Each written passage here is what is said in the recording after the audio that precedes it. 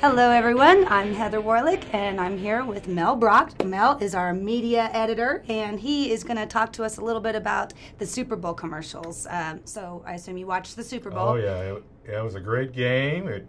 Exciting to the very end. In fact, a lot of people thought it was the greatest Super Bowl in many, many years. So it was exciting to watch, and the advertisers did a good job with the commercials. I know this was like the #1 highest rated show ever since the last episode of MASH. Last episode of MASH. According to preliminary ratings today, it was the highest rated Super Bowl, most watched Super Bowl ever.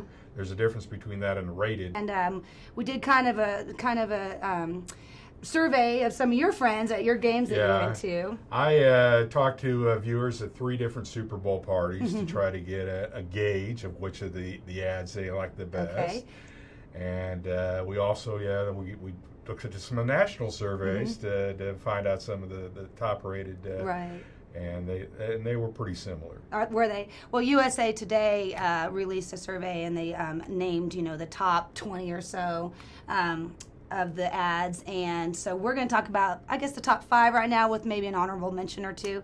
But first of all, tell us, how much was a Super Bowl commercial? How much did it cost? It cost $2.7 million for 30 seconds. Right. So the companies are obviously, forking over some dough, but they think it's important.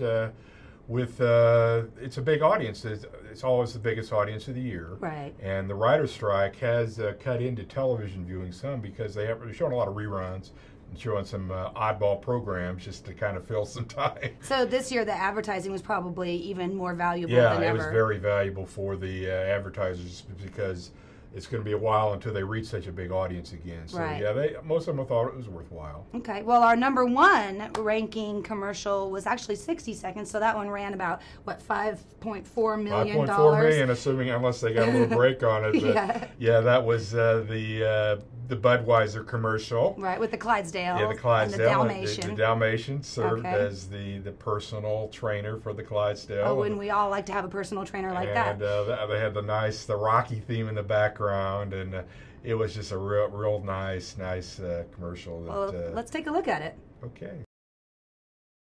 Okay, this is one of Anheuser-Busch. They were the major advertiser. They had 7 commercials.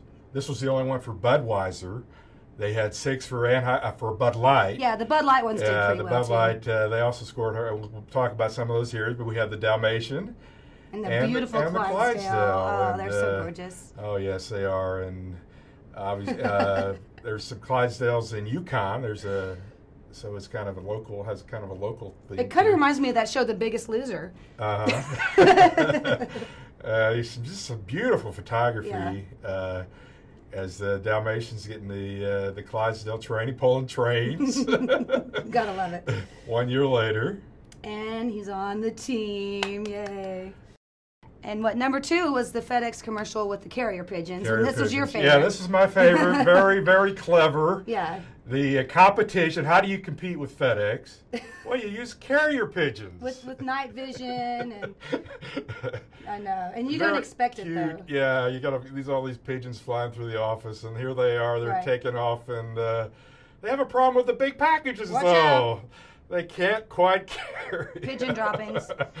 So they come crashing to the street. Oh, that's hilarious. And then the car comes, they pick up a car, they throw it through the window. That's pretty clever. And #3, my favorite, was the Bridgestone commercial with the screaming critters. Bridgestone commercial. We got a squirrel in the middle of the street. Ooh, and he screams, and all his cohorts in the animal kingdom are screaming. Oh, it's hilarious. And it's really cute. You have the insects screaming too. And her scream's great. So it was really cute, and they're showing how their tires are gripping the road so they avoid the squirrel. Right.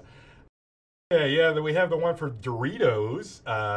Interesting commercial. The guy setting out the Doritos as a trap to catch the giant rat. The little bitty mouse. Yeah, the little bitty mouse. He's got his chair. He's all prepared to watch it pop out of the hole. But... All right, wait for it. As we find out, it's not such a little... Well, next we have number 5. This is the Bud Light Fire Breather. I don't know, how would you like to have a date like this? Yeah, the Bud Light has some remarkable qualities. It can make you fly in one of the commercials. And you can also blow fire. Yeah. But it can be problems. If you have problematic. allergies. As the table and the catches on fire on the cat. He could use a breath mint. Fire. He needs to cool down with the breath and, mint. The Dave probably wasn't real impressed with catching his cat on fire there. All right, so that was the top 5 commercials for the Super Bowl this year, and I have to admit, I'm not a big football fan, so I didn't watch the Super Bowl, but I did watch all the commercials on myspace.com/Super Bowl. So if you want to go check them all out again, you can do that. And I want to give a special shout out to my favorite, which was the E-Trade baby in those commercials. I thought that was hilarious. That little baby's totally cute. So I also like the Planters Nuts commercial with the homely looking girl that was getting all the guys. Yeah. And she used the nuts as a she kind dabbed of them, dabbed them as some perfume. And I thought that was really clever. It was a good year for the game, and it was also a good year for the commercials. So, like we talked earlier, the viewership was up. So I think advertisers thought their 2.7 million was well spent. Yep. This is Mel Bracht, and I'm Heather Warlick, and we were talking Super Bowl. Nice talking to you.